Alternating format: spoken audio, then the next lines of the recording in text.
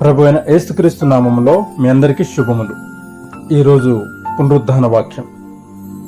నీ భక్తి నీకు ధైర్యము పుట్టింపదా. యోబు పుస్తకము 4వ అధ్యాయము 6వ వచనం. ప్రియమైన సహోదరి సహోదరుడా, దేవుని లేఖనాలు ఈ రీతిగా సెలవిస్తూ ఉన్నాయి. అది ఏమనంటే, నీ భక్తి నీకు ధైర్యమును పుట్టింపదా. హల్లెలూయా. దేవుని ఎడల మనము కలిగి ఉన్నటువంటి భక్తి, అది మన జీవితంలో ఎదురయ్యే సమస్యలతో పోరాడగలుగుతుందా? దేవుని పట్ల నీకున్నటువంటి భయము, భక్తి, నీకేదైనా సమస్య ఎదురైనప్పుడు ఇదిగో ఆ భక్తితో నువ్వు ఆ సమస్యతో పోరాడగలుగుతున్నావా అని దేవుడు ఇక్కడ క్వశ్చన్ చేస్తూ ఉన్నాడు. ఒకసారి జ్ఞాపకం చేసుకుందాం. మన జీవితంలో, మన ఆత్మీయ జీవితంలో మనం దేవుని నమ్మి ఉన్నాము గనుక మనకు ఎదురయ్యే సమస్యలతో మనం పోరాడగలుగుతున్నామా? ఒకసారి మనల్ని మనము విమర్శ చేసుకుందాం. ఎందుకంటే దేవుడు సర్వాధికారి, ఆయన సర్వశక్తిమంతుడు, ఆయనకు అసాధ్యమైనది ఏదీ లేదు. ఆయన నామమున ప్రార్థన చేస్తే ప్రతి కార్యము కూడా తప్పక జరిగి నెరవేర్చబడుతుంది. అంతటి గొప్ప దేవుడును మనం నమ్మి ఉన్నాం గనుక మనం భక్తి ఎలాగుండాలి? హల్లెలూయా, హల్లెలూయా. చూడండి, చాలా మంది ఎదురే సమస్యలతో, కుటుంబ సమస్యలే కావచ్చు, వ్యక్తిగత సమస్యలే కావచ్చు, ఆ సమస్యలను చూచి కృంగిపోయే వారు ఎక్కువగా ఈ లోకంలో ఉన్నారు. దేవుడు అంటున్నాడు, నువ్వు కృంగిపోకూడదు. ఎందుకంటే కృంగిన క్షణమున నువ్వు చేతగాని వాడవు అయిపోతావని లేఖనాలలో స్పష్టంగా రాయబడి ఉంది. హల్లెలూయా. కాబట్టి ప్రియ సహోదరి సహోదరుడా, మనకెదిరే సమస్యలతో మనం పోరాడగలిగినప్పుడే దేవుని యొక్క భక్తి మనలో ఉన్నట్టు. అంటే దేవునికి మనము బిడ్డలముగా ఉన్నట్టు, దేవునికి మనం వారసులుగా ఉన్నట్టు. ఎప్పుడైతే అపాధి పెట్టే శోధనలకు, సమస్యలకు మనము కృంగిపోతామో అంటే దేవుని యందు మనకు విశ్వాసం లేనట్లు. హల్లెలూయా, హల్లెలూయా. ఒకసారి బైబిల్ లేఖనాలలో మనం చూసినట్లయితే బాలుడైనటువంటి దావీదు మనకందరికీ పరిచయమైనటువంటి. హల్లెలూయా, హల్లెలూయా. బాలుడైనటువంటి దావీదు మరి దేవుని యొక్క ప్రజలను హేళన చేసి, అవహేళన చేస్తూ, దూషిస్తూ మాట్లాడుతున్నటువంటి గొలియాతు మాటలు విని రోషము కలిగి,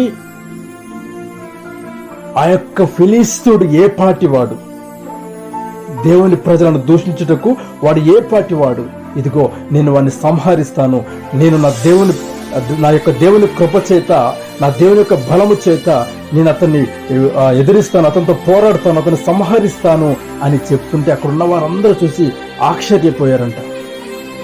ఈ బాలుడైనటువంటి దావీదేంటి, ఇతను మాట్లాడుతున్న మాటలేంటి?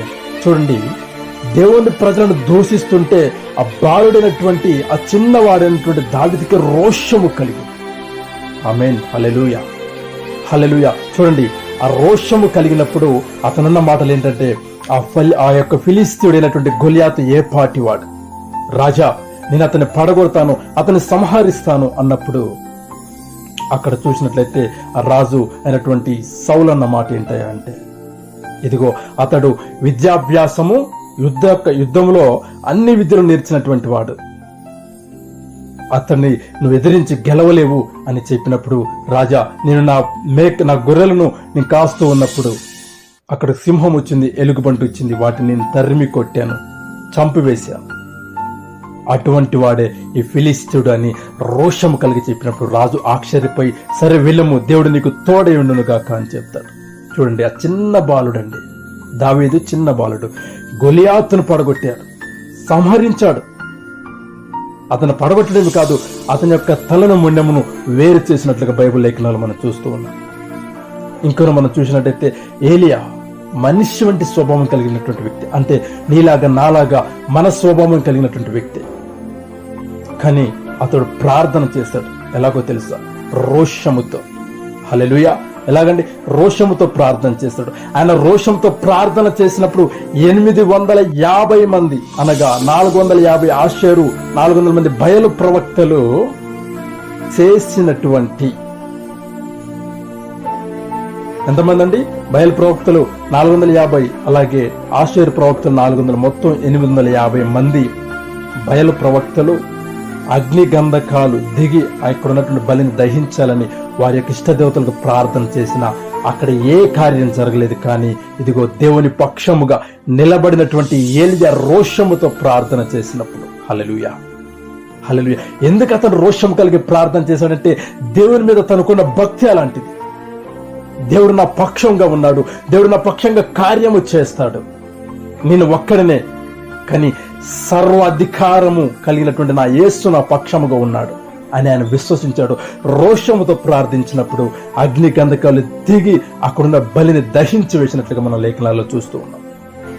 ప్రియమైన సహోదరి సహోదరుడా, ఇదిగో నీ నా జీవితంలో ఎదురయ్యే సమస్యలతో మనం పోరాడగలిగితే, ఆయన మీద మనకున్నటువంటి భక్తిని మనం నిరూపించుకోగలిగితే, పక్కన వాళ్ళ మీద ఆధారపడకుండా, ఈ లోకానుసారమైనటువంటి వ్యక్తులపైన మనము ఆధారపడకుండా, మనకు కలిగిన శోధనలో సమస్యలతో ఇదిగో దేవుణ్ణి ఆధారం చేసుకుని గనక మన భక్తిని నిరూపించగలిగితే, దేవుని పైన మనకున్నటువంటి ఆ విశ్వాసమును మనం చూపించగలిగితే, మనకెదిరే ప్రతి సమస్య కూడా కొట్టివేయబడుతుంది. ఆమేన్.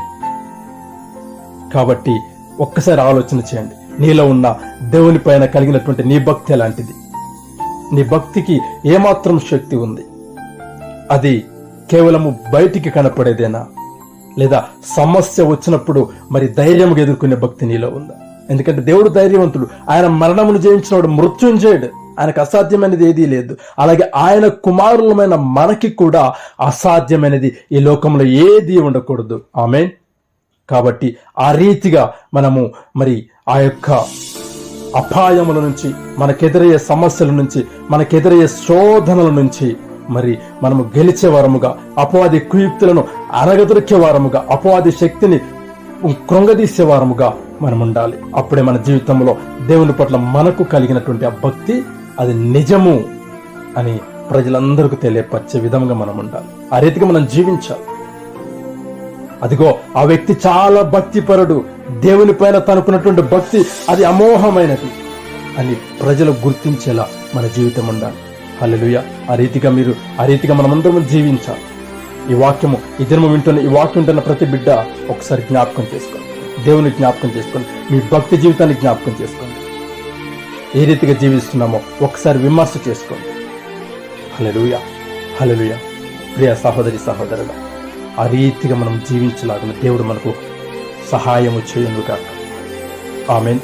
దేవుడు మన జీవితంలో కార్యము చేయునుగాక. ఆమేన్. ప్రార్థన చేసుకుందాం. సర్వశక్తిమంతుడా, సర్వాధికారుడా, సర్వయుగములలో సజీవుడా, ఉన్నతమైన వాడా, పునరుద్ధానుడా, నీకు వందనాలు. ఇదిగో ప్రభువా, ఈ దినము ఈ వాక్యం ఉంటున్న ప్రతి ఒక్క బిడ్డను మీరు జ్ఞాపకం చేసుకోండి. మీ కృపలో భద్రపరచండి, మీ కృపలో స్థిరపరచండి, సమాధానపరచండి నాయన. నీ మహిమను చూసే వారముగా అయా మీ ముందు లాగున మీరే కృప చూపించి సహాయము దయచేయండి. నా దేవా, మీరే తోడుగా ఉండి ప్రతి బిడ్డను జ్ఞాపకం చేసుకోండి. ప్రతి బిడ్డను ఆశీర్వదించి మీ నామమునకు మహిమకరముగా, ఘనకరముగా ప్రభువా ప్రతి బిడ్డను మీరు నిలుపుకొనమని, ప్రతి బిడ్డ జీవితంలో నీ భక్తిని నిరూపించమని, అందుకు మీరే సహాయం చేయమని యేసయ్య పరిశుద్ధ నామమున అడిగి ప్రార్థిస్తున్నాము తండ్రి. ఆమేన్ ఆమేన్ ఆమేన్.